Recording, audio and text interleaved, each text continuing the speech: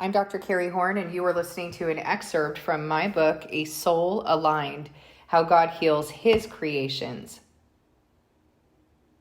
In this video, I'm going to be reading to you a section of A Soul Aligned entitled An Event for All. So we're continuing to talk about in this section, we'll be talking about the first resurrection, often referred to as the rapture, but we don't use that language. We use the language that God used in his word, because that confuses believers. So we really need to take that word off our tongues and refer to it as the gathering, the first resurrection, when Christ will come for his saints.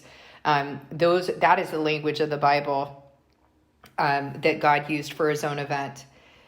This is one video in a series of videos on the end times, and this particular series builds on each other. And so I really recommend that if you've not heard the first video on the end times, that you go back to listen to that and just kind of follow the sequence. That will help you to understand a little bit better.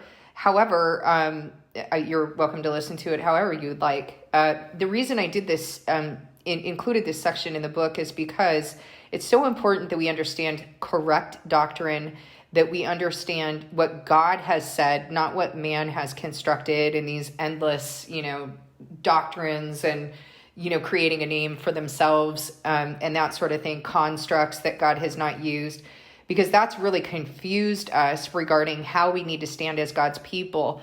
All of this has to do with our covenant. All of it has to do with God's heart, and we need to understand his heart in order to understand what he's doing and be able to recognize the signs of the end.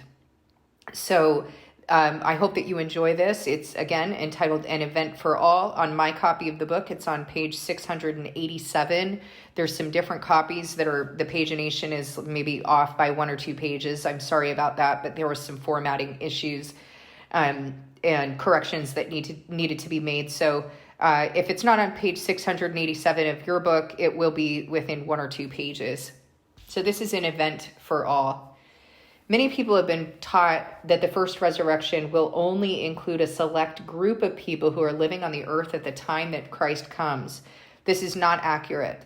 All of God's people from the beginning of time until he comes will be gathered to him. Our task is to make sure that we are in the right standing with him. Daniel tells us that everyone is going to fall into 2 categories. Number 1, they will be resurrected to everlasting life, or 2, they will be here to experience God's wrath and judgment in shame and everlasting contempt. Daniel 12, 1 through 3. Christ himself said, "For it will come upon all who dwell on the face of the earth," all who dwell on the face of the earth. "But stay awake at all times, praying that you may have strength to escape all these things that are going to take place and to stand before the Son of Man." Luke 21, 35 through 36.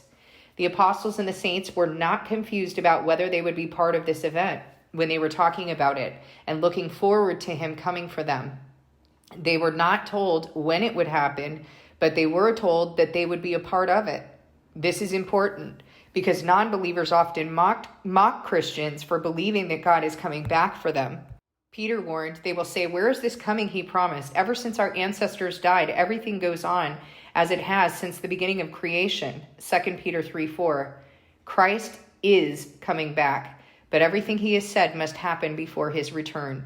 Even so, when you see all these things, you know that it is near, right at the door. Truly, I tell you, this generation will certainly not pass away until all these things have happened. Heaven and earth will pass away, but my words will never pass away. Matthew 24, 33 through 35. Paul and the saints knew that they would be a part of this event because they were taught by Christ that they would be. So we know that everyone will be a part of it from the beginning of humanity until he comes back for us. Christ will descend in the sky, gather his elect from the 4 corners of the earth, the dead first, then the living, and they will be with him forever. 1 Thessalonians 4, 16 through 17. The rest of the dead who chose wickedness will also be raised from their graves and tombs. They will see Christ and his elect in the sky. Even those who pierced him will see him. Revelation 1:7. But they will be left here to endure God's wrath. No wicked person from the beginning to the end of the world will escape God's wrath. They will raise from their graves to witness God's glory and the resurrection of his people to him, and they will be left to endure God's wrath. Not one person who has truly accepted, followed, and fulfilled their covenant with Jesus Christ will be left behind. At this time, Babylon will fall and will be paid back for all that she has done to God's people. All of the wicked will be brought low. If you have enjoyed this video, please be sure to check out the videos prior to it if you haven't done so already with regard to the end times. Remember that this is a series. And the next video that I'm going to be doing is entitled Distinguishing God's Wrath, and that'll be on page 688. If you would like to contact me or you would like to participate in any of the workshops that I offer, you may email me at carrie@drcarriehorn.com. I also encourage you to check out the book, A Soul Aligned, as well as Heart Known series, a practical application workbook for biblical healing.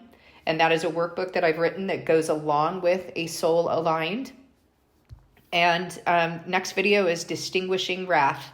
Thank you so much for listening, and God bless.